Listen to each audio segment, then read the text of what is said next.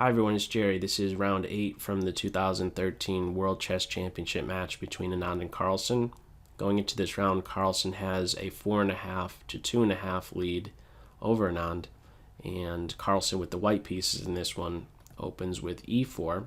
This is the first time he is playing e4 in the match, and we get to see Anand replying with the Roy Lopez, Berlin defense, and we enter the open variation, allowing the e-pawn to be captured, but black's e-pawn will be taken right back.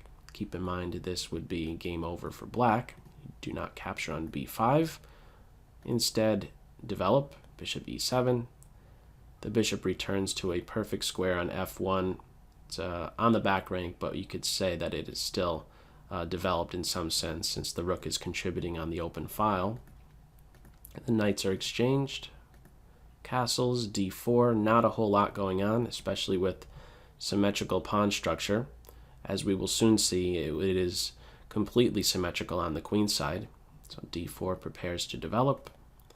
The rook is chased back, not a better square than e1 anywhere else. Could be kicked around in some way. The rooks are now in tension with one another, and with that last move, there was the threat of rook takes rook, queen takes, and then the win of a pawn. So c3 is there to solidify the center.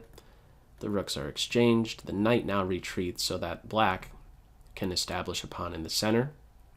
And there is also another idea tied in with this move, as we will soon see, and it involves exchanging black's bishop on c8 for the one on f1.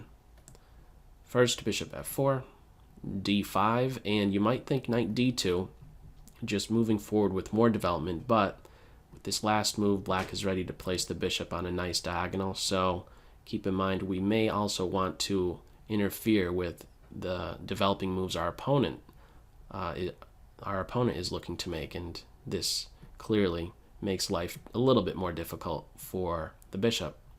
But Anand addresses this quite easily. g6 acts as not only a flight square, but the knight will look to fianchetto himself, which would then support this light square bishop exchange. And as soon as d5 is played, you'll note we could already identify the good and bad bishops. He's considered bad due to the fixed pawn on light. He's considered bad due to this pawn fixed on dark. But that really isn't going to play a great role in this game, because as we will soon see, the structure on the queen side is perfectly symmetrical, not a lot going on there. And soon enough, we have both sets of bishops being exchanged.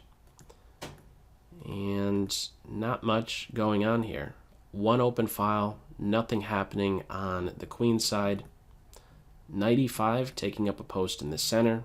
The rook gets on an open file. The queen returns home, and there is just a little bit of caution needed by the black side here. Knight g7 is played, and queen takes rook was the follow-up.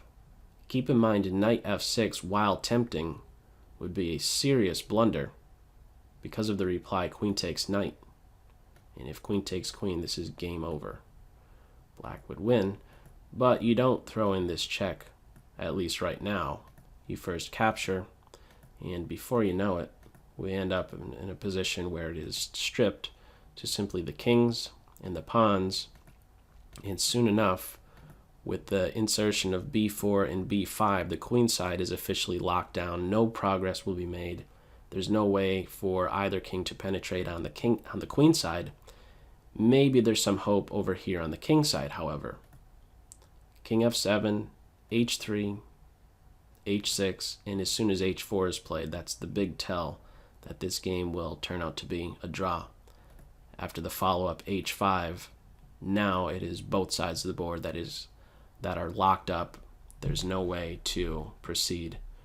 No entry points for either king, and it is at this point that a draw is agreed. So keep in mind, Carlsen at this stage in the match doesn't need to do a whole lot. It's back on Anand's shoulders, and probably the last big try by him will be in round 9, where he has the white pieces. So after this game, it does bring it to 5 points for Carlsen, 3 points for Anand. It's a race to 6.5 points. We will get to see round 9 we will get to see a round 10. Will we see a round 11? So that is, of course, to be determined. That is all for this video, and as always, I hope you got something out of it. Take care. Bye.